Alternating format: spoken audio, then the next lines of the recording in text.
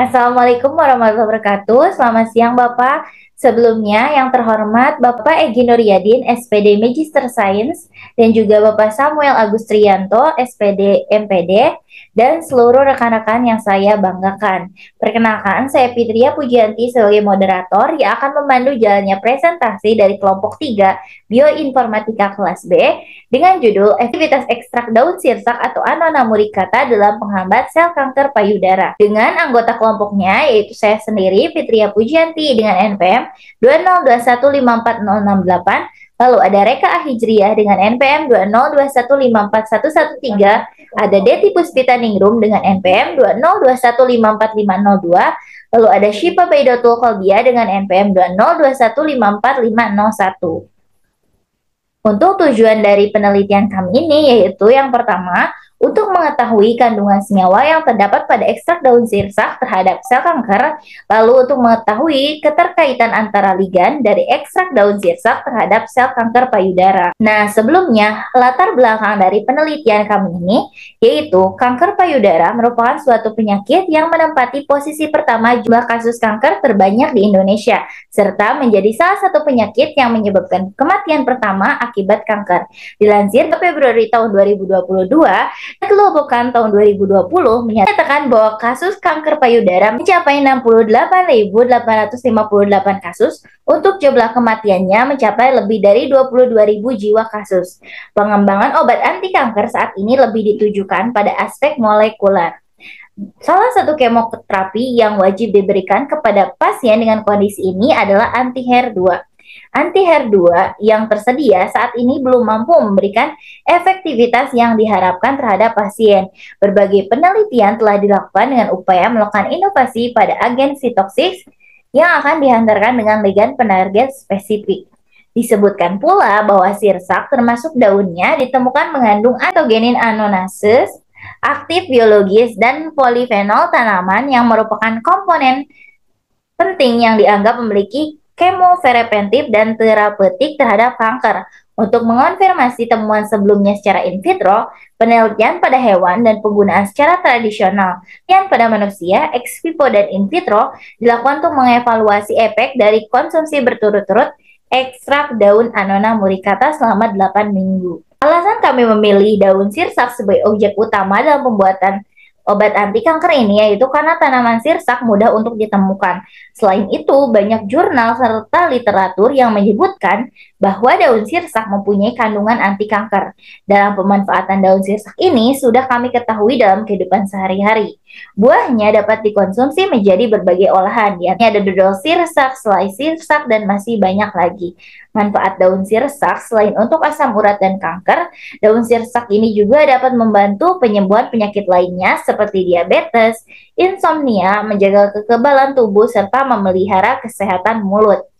Ligan yang digunakan yaitu daun sirsak memiliki kandungan kimia berupa alkaloid, tanin, dan beberapa kandungan lainnya termasuk senyawa Anonaceae acetogenins. Anonaceae acetogenin merupakan senyawa yang memiliki potensi sitotoksik. Senyawa sitotoksik merupakan senyawa yang dapat bersifat toksik untuk menghambat dan menghentikan pertumbuhan sel kanker. Protein reseptor yang digunakan yaitu HDAC atau histone deacetilase sangat penting menjadi target perancangan obat baru kanker. Protein kontrol yang digunakan yaitu protein polatase 1H. Untuk pembahasan selanjutnya akan dipaparkan oleh rekan saya Syifa. Kepada Syifa, saya persilakan. Baik, terima kasih kepada moderator. Selanjutnya, yaitu metode persiapan. Untuk alatnya yang kami gunakan adalah laptop dengan sistem operasi Windows 10 dan aplikasi yang terdapat pada modul yang telah dijabarkan. Kemudian untuk bahan yang kami gunakan itu ada senyawa dari daun sirsak yaitu rutamin atau zinc 265501 dengan SMILES yang bisa dilihat pada layar, serta reseptor yang kami gunakan yaitu histone deacetyls 2. Selanjutnya, prosedur percobaan yang kami lakukan. Pertama, masuk ke zinc docking untuk mencari ligan yang sudah kita tentukan. Kelompok kami menentukan untuk ligan yang tadi dibilang rutamin, lalu mengcopy SMILES-nya untuk dibuka pada aplikasi Swiss Target. Saat dicari di Swiss Target, SMILES yang sudah kita copy dan kita paste, klik prediksi targetnya. Lalu nanti akan muncul nama-nama protein, kemudian mencari nama protein yang sudah kelompok kami tentukan yaitu histone deacetyls 2 dengan kode Wiki 92769. Kemudian ke link yang tertera di layar untuk mencari nama protein yang sudah dimiliki, lalu untuk selanjutnya di-download dan data downloadnya dibuka dengan aplikasi Discovery Studio. Selanjutnya, buka link yang sudah tertera juga yang di layar untuk mencari nama protein yang sudah dimiliki dan di-download, serta kelompok kami memilih yang pertama atau yang paling atas untuk digunakan dan di-download, dibuka dengan aplikasi Discovery Studio. Selanjutnya, download dalam bentuk FASTA dan PDB. Setelah di-download dalam bentuk FASTA dan PDB, buka aplikasi Studio, lalu klik Open IC3S yang sudah di-download dalam bentuk PDB. Kemudian, hilangkan molekul air dengan mengklik script pilih selected dan pilih selecting molekul air dan delete. Selanjutnya, untuk reparasi reseptor, klik forum current selection sehingga muncul SBD_site_spare untuk melihat sisi aktif ligand. Sekian yang dapat saya sampaikan. Saya kembalikan kepada moderator. Terima kasih kepada Saudara Syifa yang telah memaparkan materinya. Untuk materi selanjutnya akan dipaparkan oleh Deti. Kepada Deti, saya persilakan. Terima kasih kepada moderator. Untuk yang selanjutnya, untuk prosedurnya, setelah muncul SDB spare untuk melihat sisi aktifnya ligand, dilanjutkan dengan untuk melihat sisi aktif ligand, klik yang berwarna, klik kanan lingkaran berwarna kuning, klik attributes of SBB site spare. Kemudian akan muncul seperti gambar yang di bawah, yang di samping kanan ini, yang untuk koordinat X, Y, Z, yang kemudian delete semua rantai kecuali protein reseptor dan save dalam bentuk PDB. Pertama, kita analisis senyawa dengan Lawinski dengan setelah dimasukkan ligand dalam bentuk file PDB. Mohon maaf, salah di tulisan PPT-nya.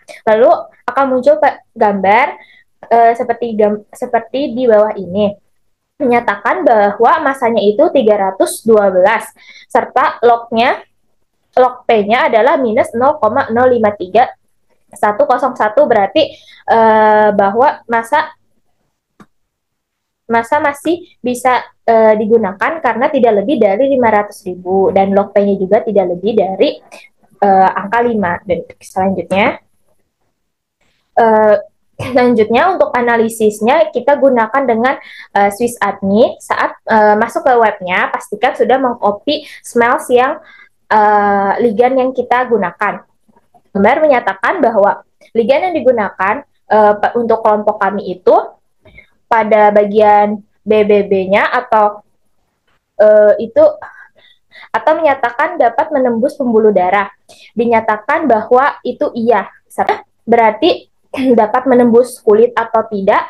Dinyatakannya juga dengan minus 5,77, di mana hal ini semakin minus angkanya, maka semakin tidak dapat untuk menembus ke dalam kulit. Namun untuk bagian yang menembus pembuluh darah menyatakan iya. Selanjutnya, analisis senyawa dengan Protox untuk melihat toksisitas. Saat masuk ke dalam webnya, pastikan sudah mengcopy juga smells yang dari smells ligand yang akan kita gunakan.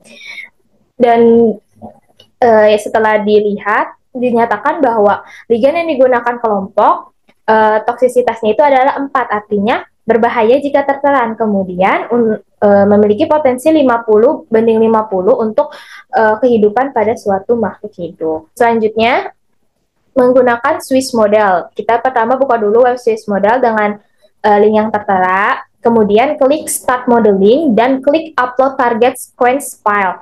Nah, pilih file reseptor yang di formatnya FASTA, di mana yang sebelumnya itu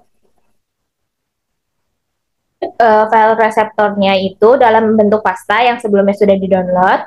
Nanti akan muncul gambar seperti yang di sebelah kiri saya. Kita klik Build Model. Akan loading dulu, kemudian klik model 01 atau yang paling atas. Apabila ada beberapa modelnya, kemudian kita klik PDB format untuk mendownload model ini. Kemudian untuk validasi hasil model dari Swiss model, kita buka web server UCLA dan klik Choose File, pilih file dengan format Swiss model, Kemudian klik run program akan muncul sebagai berikut. Yang akan muncul itu setelah kita buka, klik dulu erat, ID, dan cross check. Tunggu hingga muncul hasilnya. Kemudian untuk hasilnya yang eratnya itu 92,377 dan verified ID-nya itu pass, dan untuk cross check-nya itu error 3, warning 4, dan pass-nya itu ada 2.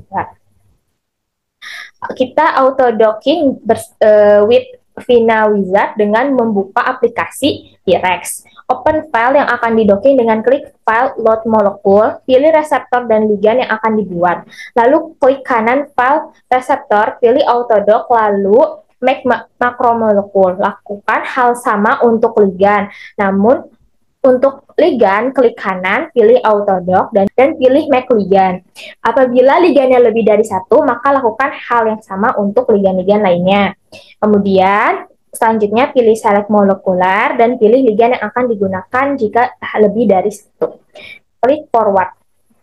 Setelah klik forward, klik maximize, dan klik forward kembali. Tunggu hingga runningnya itu selesai bekerja, seperti pada gambar. Hingga nanti akan muncul gambar seperti yang di kanan atas. Setelah running selesai, klik mode 0 dan mode 1. Klik kanan file hasil docking, kemudian simpan dalam bentuk PDB. Untuk melihat hasil docking bisa dibuka dengan Discovery Studio. Pertama, buka terlebih dahulu file yang sebelumnya sudah di-download hasil docking. Baik, untuk selanjutnya, saya kembalikan lagi kepada moderator. Terima kasih kepada Deti yang telah menyampaikan materinya. Untuk materi selanjutnya akan dipaparkan oleh Reka. Kepada Reka, saya persilakan. Ya, baik, terima kasih kepada moderator. Selanjutnya, untuk prosedur percobaan itu ada nanti akan muncul gambar. Setelah muncul gambar, klik mode 0 dan mode 1. Klik kanan file hasil docking, kemudian simpan dalam bentuk PDB. Untuk melihat hasil docking bisa dibuka dengan Discovery Studio. Pertama, buka terlebih dahulu file yang sebelumnya sudah di-docking. Lalu buka file, reseptor, dan klik paste dalam gambar reseptor. Lalu pilih define ligand atau pilih define ligand undefined, lalu klik ligand interaction, dan terakhir klik show 2D diagram. Next. Terakhir akan muncul 2D diagram yang dapat dilihat di bawah ini. Adapun kesimpulan dari proyek kami yaitu senyawa rutamin pada ekstrak daun sirsak pada erat memiliki presentasi 92%, yang berarti bisa untuk dijadikan docking. Kemudian senyawa rutamin ini memiliki potensi untuk dijadikan kandida senyawa obat untuk pengobatan penyakit kanker. Sesuai dengan referensi bahwasanya kandungan yang terdapat pada daun sirsak yaitu acetogenin anonakus aktif biologis dan polifenol tanaman yang merupakan komponen penting yang dianggap memiliki sifat komopreventif dan terapeutik terhadap kanker. Namun ketika diuji dengan ligand yang dipilih kelompok menyatakan bahwa terlihat berbahaya jika dikonsumsi oleh manusia dan toksisitasnya yang perlu dikaji ulang sebagai obat. Kelompok menyatakan bahwa dalam kandungan senyawa sirsak mungkin ada yang bisa digunakan untuk pengobatan kanker, namun bukan ligand rutamin yang dipilih oleh kelompok. Mungkin sekian dari saya serahkan kepada moderator. Baik, terima kasih kepada Reka atas penyampaiannya. Baik, mungkin kita sudah ada di penghujung presentasi. Terima kasih kepada Bapak serta rekan-rekan yang telah menyimak presentasi dari kami. Mohon maaf apabila terdapat kesalahan ataupun kekeliruan. Sekian, wassalamualaikum warahmatullahi wabarakatuh.